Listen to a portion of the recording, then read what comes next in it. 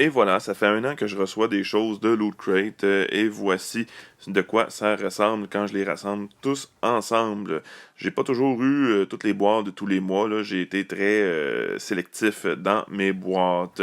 Et aujourd'hui, ce que je vous fais, et dans les prochaines semaines, ce sont des récapitulatifs de l'année en classant les objets des pires aux meilleurs, divisés dans certaines catégories. Évidemment, certaines catégories sont très évidentes, d'autres catégories sont moins évidentes.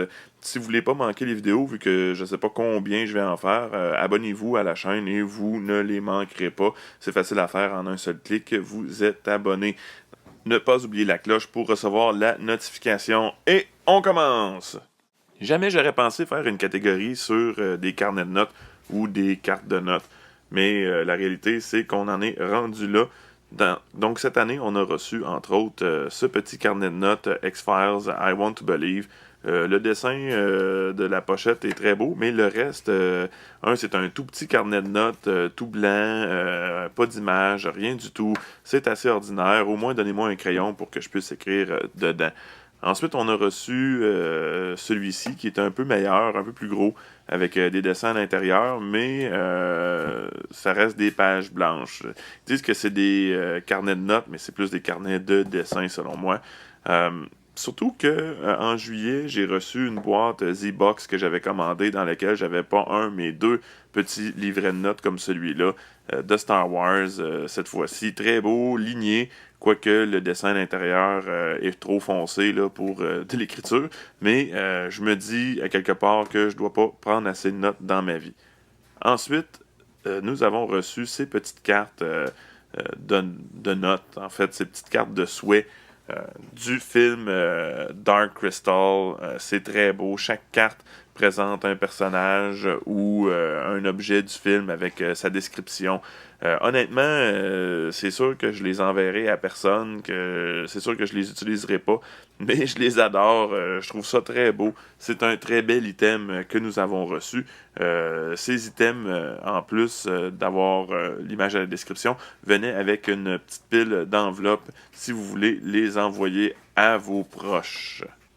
Les figurines, une des raisons principales pourquoi je me suis abonné à Loot Crate, et nous en avons une panoplie de toutes sortes. C'est assez difficile à juger parce que il y a certaines figurines qui sont disponibles sur le marché et d'autres qui sont exclusives et qui sont des créations d'artistes. Commençons d'abord par celle-ci qui est disponible sur le marché. Alors, c'est plus ou moins une figurine, là. C'est plus quelque chose pour tenir les feuilles. Je l'aime pas tellement.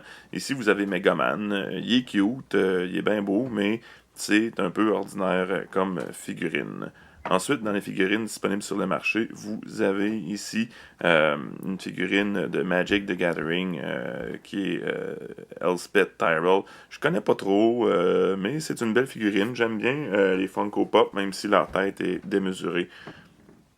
Ensuite, on rentre dans les figurines exclusives. Vous avez ici Archer.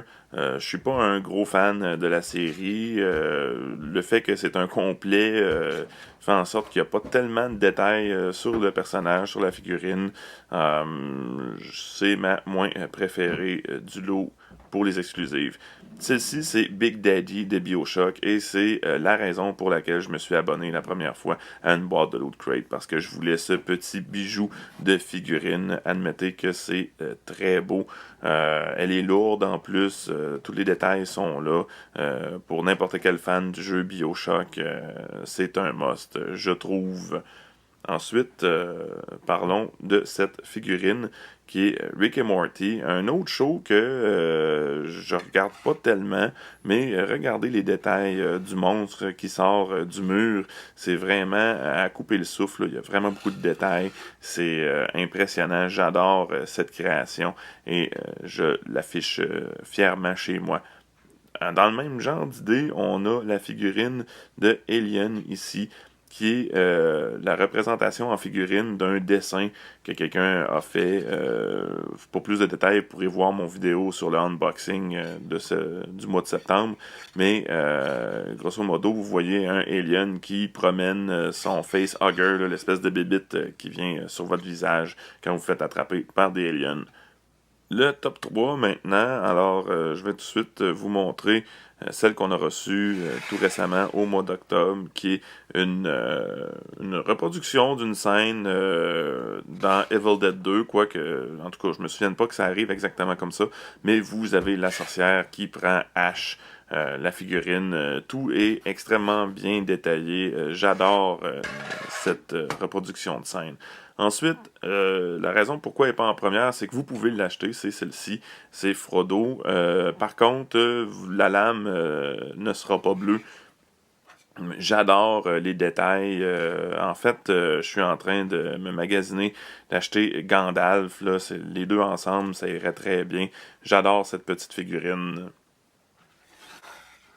Et finalement, ben, il en reste qu'une, et c'est la figurine de Assassin's Creed Origins, le personnage Bayek, quoique sa tête est surdimensionnée, et j'ai tendance à moins aimer les têtes surdimensionnées, mais regardez le détail, le vêtement, l'oiseau, l'arc, que ça vient sur une petite pyramide, entre autres, qu'on pouvait découper dans la boîte de carton pour le mettre encore plus élevé.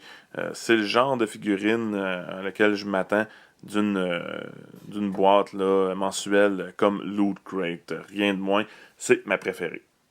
Et voici les objets qui n'ont pas pu se trouver dans aucune autre catégorie.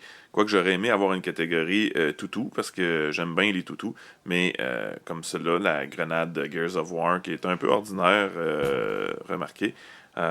Ensuite, on a... Ça, j'ai pas voulu le mettre dans les figurines, parce que ça répond pas vraiment au type de figurine, puisque c'est pas une personne, là, c'est vraiment juste un casque. Je l'aime bien, c'est bien détaillé. Ensuite, vous avez ce toutou Godzilla. Moi, je l'adore. Il est vraiment beau. Je le trouve vraiment cool. Je sais que sur Internet, c'est pas le cas de tout le monde. Il y a des gens qui étaient déçus d'avoir ce toutou. Mais moi, amenez-en, j'en redemande, je l'adore. Et finalement, la pièce de résistance de tous les objets, c'est cet objet complètement inutile, sorti de Wolfenstein 2, qui est tout simplement un Panzerhound Whistle, un sifflet. Le sifflet des Allemands dans le jeu Wolfenstein 2. C'est vraiment cool, là, ça sort de nulle part, c'est vraiment bien. J'adore cet objet-là, j'en veux plus des comme ça. Alors vous avez entendu le son que ça fait, c'est super génial, j'adore. Et voilà, j'espère que vous avez aimé. Dites-moi si vous êtes d'accord ou pas d'accord dans les commentaires, ou faites vous-même une vidéo pour dire aux gens c'est quoi vos items préférés cette année, et on va s'amuser tout le monde. Si vous voulez pas manquer mes prochaines vidéos à ce sujet, n'oubliez pas de vous abonner à ma chaîne et de cliquer sur la petite cloche pour avoir la notification. Merci, à la prochaine.